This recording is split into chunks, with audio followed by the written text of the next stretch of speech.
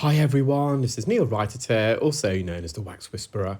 Thank you for joining me in my latest video. We have here a couple of patients who both attended with occluding earwax, and patient one, we are just treating their left ear first, and as you can see they've got a few terminal hairs. So these hairs that are located near the entrance of the ear canal and the outer third, they're called terminal or trachea hairs, and they are a form of self-defense. They protrude outwards, so the tip is more lateral towards the entrance of the ear, almost like barbed wire. They are designed to prevent foreign invaders, so insects, from entering. And they also act, interestingly enough, as a one-way system for earwax. Because of the way they are aligned, they are outwards protruding. Wax obviously is trying to make its way outwards, and that's due to the skin migration, the epithelial migrations, the skin that lines the ear canal. It moves sideways laterally towards the entrance from the eardrum, so it's like a conveyor belt. And then when the wax reaches the outer third of the ear canal near the entrance, your jaw movements also assist in the expulsion of the wax. So when you've got these hairs in this direction where they're protruding outwards, it's difficult for the wax to travel in the opposite direction because they get trapped. So that's another potential reason why they are in that configuration. I'm just using the right ear pick here just to slowly remove this from the midsection. We're just getting around it. It's quite matted. And it's finally come out. So I've been busy developing the Bristol stool chart equivalent for earwax. I've got some better images actually to upload onto the chart itself, but it really makes sense. I'm actually in the process currently of upgrading and updating all of our ClearWax training material in anticipation for our relaunch next month. And I'm really going the whole hog here. I'm really pleased with the progress so far. There's 4 modules. I've done the first module. It's a 2-hour module on the anatomy and physiology of the outer ear. I'm currently doing the module on earwax itself. Then there'll be a module on earwax removal techniques, and finally on pathologies, because quite often when patients attend for earwax removal, they don't always have earwax. I'll say about 20% of the time they've got another underlying pathology. So I'm just busy improving, I would say, or updating is probably the correct word. And a part of that, I just thought, let me develop some sort of Cerumen chart so we can classify the different consistencies. So this particular one had a smooth surface, so it's either a type 4 or type 3. Obviously, there's always going to be ones in the middle, but it wasn't really loose, really wet, gooey wax. It wasn't, at the same time, really hardened, solid wax. So solid, really hard lumps of wax would be type 1, and your really liquid consistency of wax would be type 7. So you're looking here probably more a 3 or 4. I would possibly go for type 4 because it was quite smooth, had a sausage consistency as well, so long, elongated type of wax. It didn't come away in little blobs.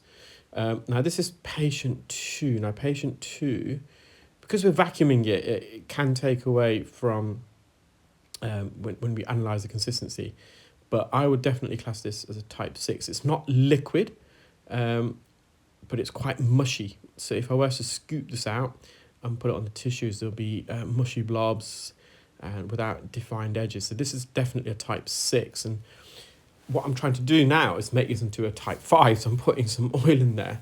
And what the oil does, fresh oil now, if you overuse oil in advance of attending, you're going to make this even more mushy. But if you are attending with mushy wax, one of the tricks is for the specialist to put some medical grade olive oil in during the procedure, if it's suitable, obviously if you don't have a perforation and no allergy to it, for example.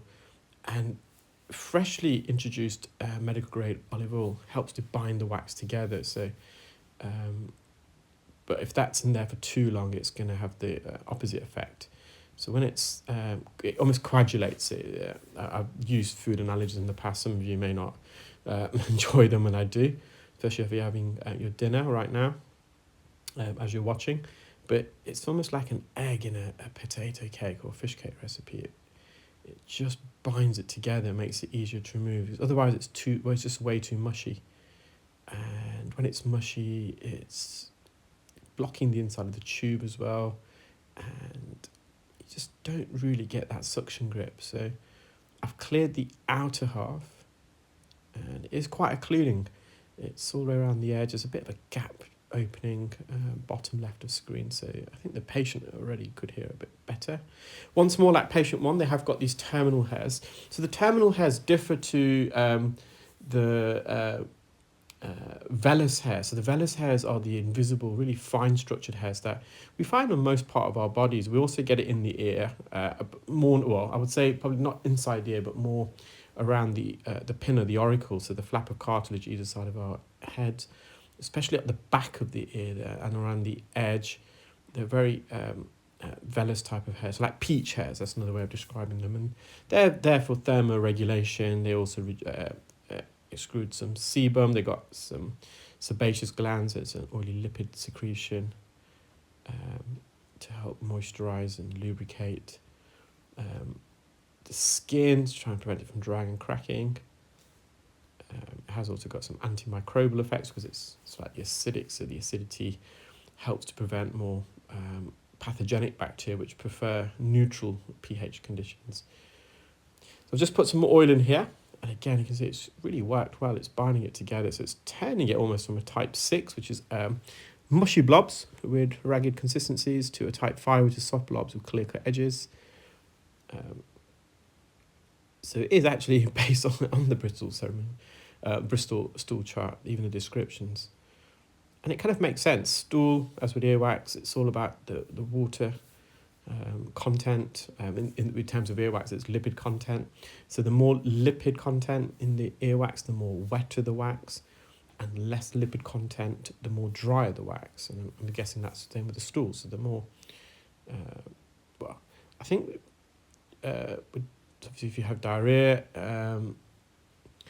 you actually want to drink more water, if I'm correct. So, but still that would be classified as a type 1, type 7. I'm guessing because you're losing a lot of stool, water in your stool, so you need a lot of water to replace it, if I'm correct. I'm probably wrong there. But yeah, in terms of the consistency, going back to the main point, it's kind of mirrored on that, and it works really well. I think I could classify most wax that I remove on that chart. So yeah, I will upload it at the end. I'm going to have some better images. I've just been scouring through my computer and my phone for some better images, and I've got some more better ones. These are all found after I first of all developed the chart. So you can see this is the page, that's second patient's left ear, nice and healthy. So here we have, I've called it the Rye modified Bristol Cerumen chart. So patient 1, I would say overall it's a type 4, so it's smooth.